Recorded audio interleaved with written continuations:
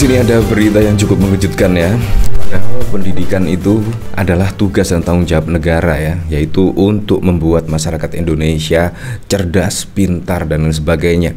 Bahkan kalau kita ketahui pada waktu lalu, di situ bahkan ada sumber yang menyebut yaitu tingkat pendidikan tinggi di Indonesia itu sangat rendah sekali. Tapi di sini ada berita yang bikin kening berkerut. Kemendikbudristek soal riuh UKT mahal pendidikan tinggi kebutuhan tersier. Nah, menurut saya sangat lucu sekali. Kebutuhan tersier berarti kebutuhan yang nomor 3, primer, sekunder, tersier. Wow, di sini menurut saya sangat lucu sekali. Seharusnya pendidikan tinggi itu adalah kebutuhan sangat dibutuhkan oleh masyarakat Indonesia.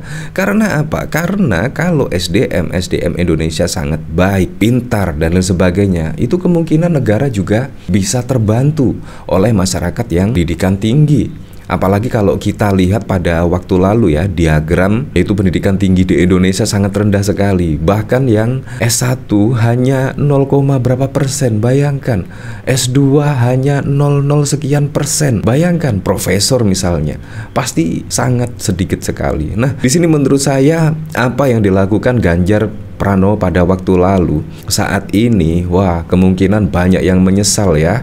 Karena apa? Karena program pendidikan gratis, yaitu program dari Ganjar Pranowo di situ secara tidak langsung di sini ditolak. Ya semoga sajalah di sini program Ganjar Pranowo, yaitu pendidikan gratis, program keluarga miskin satu sarjana, di sini bisa diterapkan oleh pemerintahan Pak Prabowo Gibran.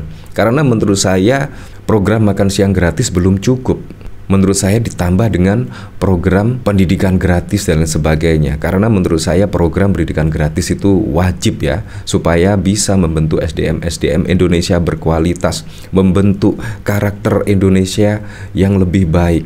Menurut saya dari pendidikan lah sehingga Indonesia itu bisa maju ya, seperti Singapura contohnya. Di Singapura bahkan di sini ada berita yang cukup mengejutkan. Di sini Singapura danai pendidikan pekerja 40 tahun ke atas. Bayangkan, 40 tahun ke atas bahkan juga masih didanai oleh Singapura. Karena apa? Karena teknologi informasi saat ini juga berkembang jauh.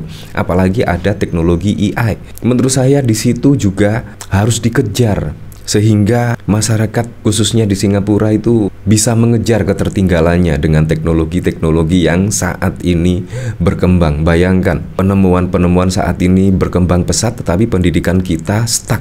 Dan bahkan juga masyarakat cenderung tidak mengetahui tentang teknologi-teknologi yang saat ini berkembang. Bayangkan 10 tahun ke depan, 20 tahun ke depan seperti apa. Apalagi perkembangan teknologi kian berkembang pesat tetapi pendidikan kita semakin menurun. Bayangkan, Anda bisa membayangkan sendiri. Makanya saya sangat setuju sekali ya pada saat yang lalu ketika Ganjar yaitu membuat program pendidikan gratis. Menurut saya sangat keren. 12 tahun pendidikan gratis di seluruh Indonesia dan program keluarga miskin satu sarjana. Pasti juga UKT tersebut pasti juga tidak akan naik ya. Kemungkinan sih. Nah, dari sini juga ada berita ya, yaitu UKT di sini kompak naik di seluruh PTN. Kampus tetap harus akomodir 20% mahasiswa tidak mampu. Nah, di sini mahasiswa memprotes kenaikan uang kuliah tunggal di setiap perguruan tinggi PTN. Meski begitu, kampus tetap dorong untuk mengelompokkan UKT berdasarkan kemampuan ekonomi mahasiswa. Kemendikbudristek mendorong PTN menetapkan UKT dengan bijak dan berkeadilan. Pelaksanaan tugas PLT Sekretaris Dirjen Diktiristek Sri menjelaskan bahwa penyelenggaraan pendidikan tinggi bersifat inklusif, artinya dapat diakses oleh berbagai lapisan masyarakat yang memiliki kemampuan akademis tinggi. Untuk itu, dalam penetapan UKT, pemerintah mewajibkan ada 2 kelompok UKT, yaitu UKT 1 dengan besaran 500.000 dan UKT 2 sebesar 1 juta. Proporsi UKT 1 dan UKT 2 sebesar minimum 20%. Hal ini untuk menjamin masyarakat tidak mampu namun memiliki kemampuan akademik tinggi dalam mengakses mengakses pendidikan tinggi yang berkualitas. Dalam penetapan UKT, wajib ada kelompok UKT 1 dan UKT 2 dalam proporsi minimum 20%. Ini untuk menjamin akses pendidikan tinggi berkualitas bagi masyarakat yang kurang mampu. Jelas Titik. Lebih lanjut, Titik menjelaskan bahwa perguruan tinggi memiliki kewenangan otonom untuk menetapkan UKT kelompok 3 dan seterusnya.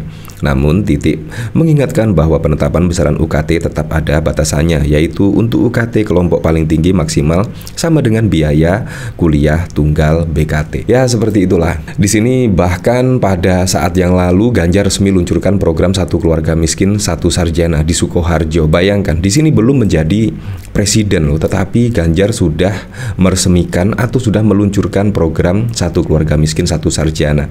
Di sini pada tanggal 26 Desember 2023. Ya, saya juga penasaran ya, kira-kira beritanya seperti apa ya di sini ketika pendidikan tinggi, yaitu bukan wajib belajar dan masuk tersier, kebutuhan tersier. Nah, di sini Kementerian Pendidikan Kebudayaan Riset dan Teknologi angkat bicara soal uang kuliah UKT yang ramai dikritik mahasiswa di berbagai daerah. Kata mereka, soal ini tetap diatur karena biaya di perguruan tinggi tak bisa digratiskan. Kemendikbudristek memprioritaskan pendanaan pendidikan terpusat pada program wajib belajar 12 tahun. Program ini mencakup pendidikan SD, SMP, dan SMA. Hal ini disampaikan PLT Sekretaris Direktoral Jenderal Pendidikan Tinggi Prof. Titik Sri dalam acara taklimat media tentang penetapan tarif UKT di lingkungan perguruan tinggi negeri di kantor Kemendikbudristek. Sebenarnya ini tanggungan biaya yang harus dipenuhi agar penyelenggaraan pendidikan dan pemenuhan standar mutu, tetapi dari sisi yang lain kita bisa melihat bahwa pendidikan tinggi ini adalah tertiary education. Jadi bukan wajib belajar, ujar Titik dalam paparannya. Tertiary education atau pendidikan tersier adalah pendidikan setelah tingkat menengah atas. Lembaga pendidikan tersier terbentuk politeknik, akademis, universitas, dan institut. Seharusnya juga, menurut saya sih, seharusnya juga ditimbang-timbang juga ya, tingkat pendapatan masyarakat itu seperti apa. Apalagi kalau kita lihat dari diagram ya, diagram pada waktu lalu, yaitu tingkat pendidikan tinggi di Indonesia itu sangat rendah sekali. Seharusnya ya mensupport lah, kadang-kadang disupport dengan biaya-biaya yang murah. Itu juga masyarakat Indonesia masih enggan untuk belajar ya. Seharusnya disupport, dikasih subsidi lah. Menurut saya itu cukup baik. Walaupun dikasih subsidi, kadang-kadang juga masyarakat Indonesia masih belum bisa belajar, tidak mau belajar, apalagi ditambah dengan UKT mahal dan lain sebagainya. Di sini kemungkinan ya masyarakat pasti juga enggan belajar. Berbeda sekali dengan di Singapura misalnya, bahkan usia 40 tahun diberi subsidi untuk belajar ketertinggalan, yaitu tentang teknologi yang berkembang saat ini. Menurut saya sangat keren sekali, karena pendidikan tinggi itu ya membentuk SDM yang berkualitas di masyarakat. Berarti benar ya apa kata Ganjar ya, seharusnya pendidikan itu gratis dan bukan diliberalisasi. Menurut saya itu yang sangat keren sekali. Ya semoga lah di sini di bawah kepemimpinan Pak Prabowo dan Gibran ya, besok tepatnya pada tanggal 20 Oktober supaya bisa yaitu setidaknya menggratiskan atau memberikan subsidi lah bagi mahasiswa-mahasiswa sehingga bisa tenang dalam meraih pendidikan tinggi, bisa tenang dalam belajar atau mengenyam pendidikan di perguruan tinggi. Ya semoga saja lah. Semoga juga di bawah kepemimpinan Pak Prabowo dan Gibran supaya bisa merealisasikan semua program-program dan janji-janji kampanyenya sehingga bisa dirasakan manfaatnya langsung oleh masyarakat.